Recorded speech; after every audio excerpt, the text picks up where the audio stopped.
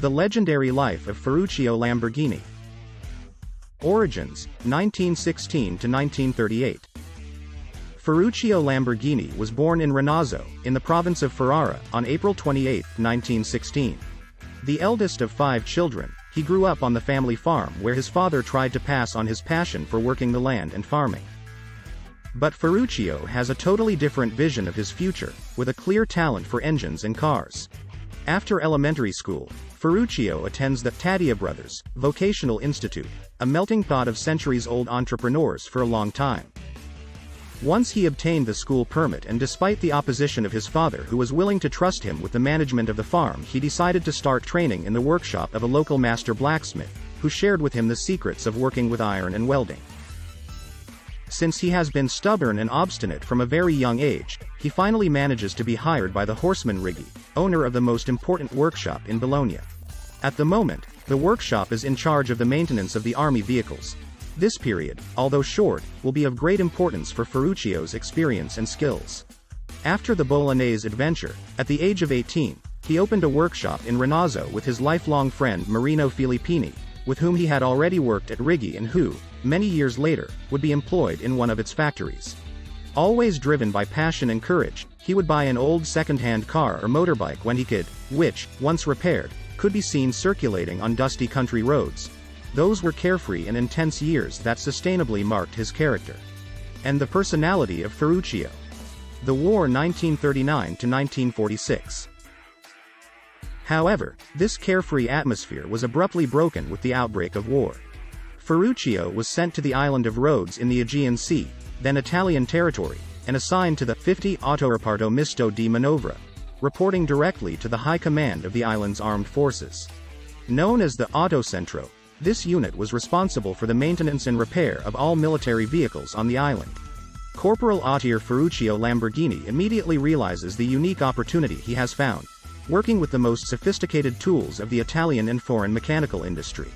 Shortly after, Ferruccio was appointed head of the workshop department, but it was above all his extraordinary intuition that constantly placed him at the center of any situation and made him one of the most appreciated. Ferruccio's courage and talent in the field of engines led him to popularity and the complete confidence of the commander, who also lends him his personal car to repair the brakes. Island life continues, marked by the tragedy of war until September 8, 1943, when the entire staff of the Autocentro flees the city. But Ferruccio cannot stay away from the locomotives for long and returns to Rhodes in civilian clothes. After doing odd jobs, he then opened a small workshop with the authorization of the same Germans who preferred to take advantage of his talents as a mechanic rather than imprison him. In 1946, a year after the end of the war, he was free to return to Italy, but he was not alone. In Rhodes, Ferruccio met Clelia, an Italian from Ferrara, with whom he fell madly in love. At that time, Ferruccio had clear ideas for his future. He wants to get married and take advantage of the incredible opportunities that are opening up in his country, which is just emerging from the war and where a new era of freedom and business breathes. Tractors for Everyone 1939 to 1946. Back in Italy, Ferruccio finds himself in a very special situation. Due to its geographical position far from major roads and infrastructures, the region of Sentis emerged from the conflict in better condition than many other regions, but the agriculture is now in crisis, having been the region's main source of income for centuries. In this situation, there are unique opportunities and Ferruccio is immediately caught up in the libertarian euphoria, the redemptive spirit of post-war Italy and the simplified bureaucratic burden necessary to start industrial activities that stimulate employment. And decides to test his technical skills and mechanical knowledge. Sometimes futuristic like the diesel engine. He clearly envisions a new market for agricultural automation with large economies of scale. At present, the market is dominated by Fiat, Landini, Motomeccanica, which still produced vehicles with combustion engines. So, for various reasons, there was a lot of room for technological improvement. At the end of 1947, Ferruccio Lamborghini decided to produce an economical but powerful tractor dedicated to the Bassa peasants with their small farms. He bought all kinds of cheap surplus war equipment, improved the engine and refueling system, and manufactured a very simple internal chassis. The Carioca tractor was born, presented to the public on February 3, 1948, the day dedicated to Saint Biagio, patron saint of Cento City. The degree of success is evident by the many farmers who admire, review and purchase the tractors. So you decide to increase production. His father comes to his aid, and giving the bank the farm as collateral, Ferruccio obtains a loan from the Cassa di Risparmio di Cento, and buys 1,000 Morris engines, 6 3,500cc gasoline cylinders, hires more workers and starts up the production of the L33 tractor, the evolution of the Carioca. In 1950, the annual production reached 200 pieces, the company employed 30 workers and the administration was closely supervised by Anita, whom Ferruccio had married a few months earlier. In 1951 he had to move to a larger structure. Ferruccio bought a land of 10,000 square meters, formerly a hippodrome area, and the first real production company was born, Trattori Lamborghini. The Golden Age 1952 to 1959. In the early 1950s, the transition from manufacturer to industrial took place. The number of employees increases with the growth of production. The name of Ferruccio is now famous in the world and the atmosphere of the company is cheerful and relaxed. The sales network was born during these years. Initially, Ferruccio tried to find the main customers, personally creating the distribution chain and meeting with agents at fairs. The production unit requires more and more space. The factory grows almost continuously.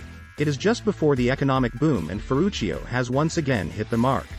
He has an incredible ability to understand what people want a minute before the competition.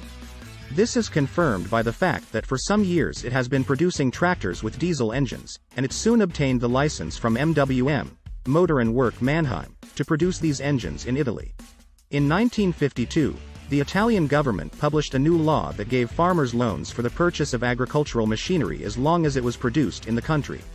Once again, this demonstrates Ferruccio's great insight of Lamborghini. This law together with the broker ability of Ferruccio drives up production.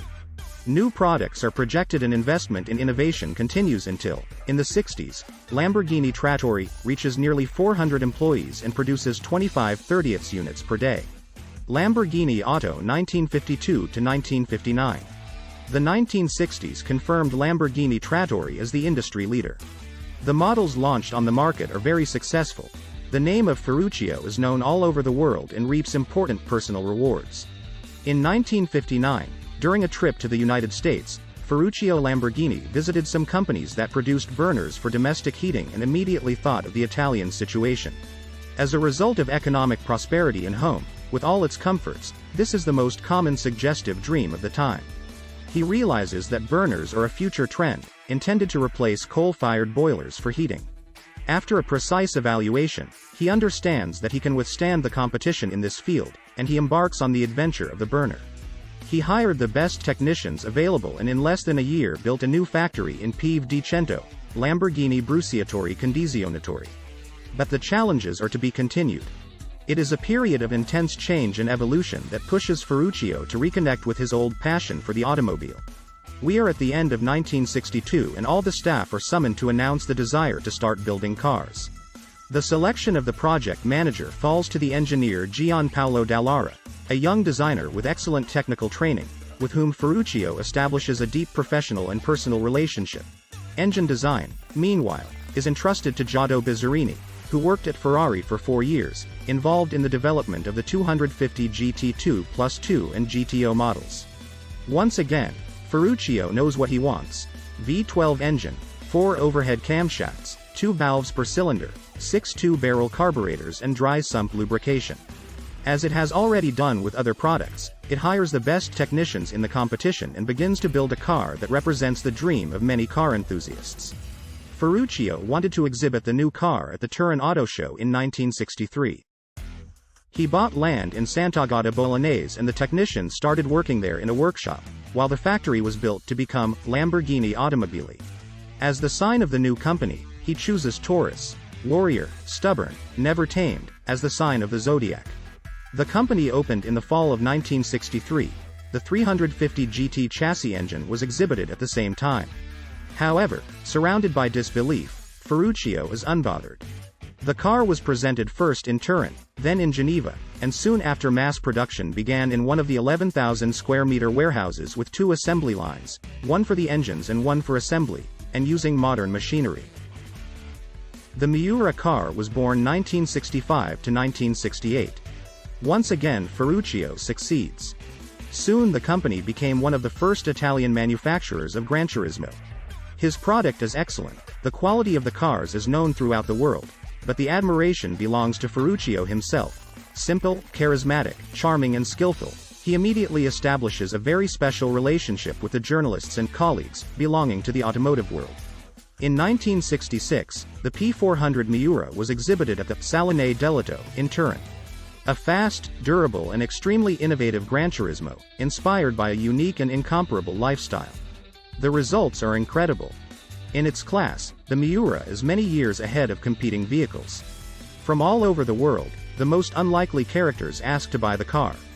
Dozens of Miuras are ordered, movie and music stars compete to buy one. Throughout the world, this name means luxury and elegance.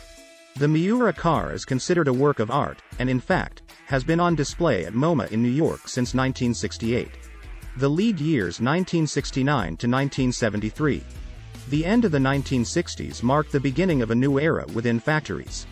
For the first time, Lamborghini Trattori is affected by a serious crisis that affects many sectors of the Italian economy. During the first years, Lamborghini Trattori carried out a radical transformation of the product that compromised most of the company both financially and organizationally. The number of employees doubled and a very large request from the Bolivian state was approved.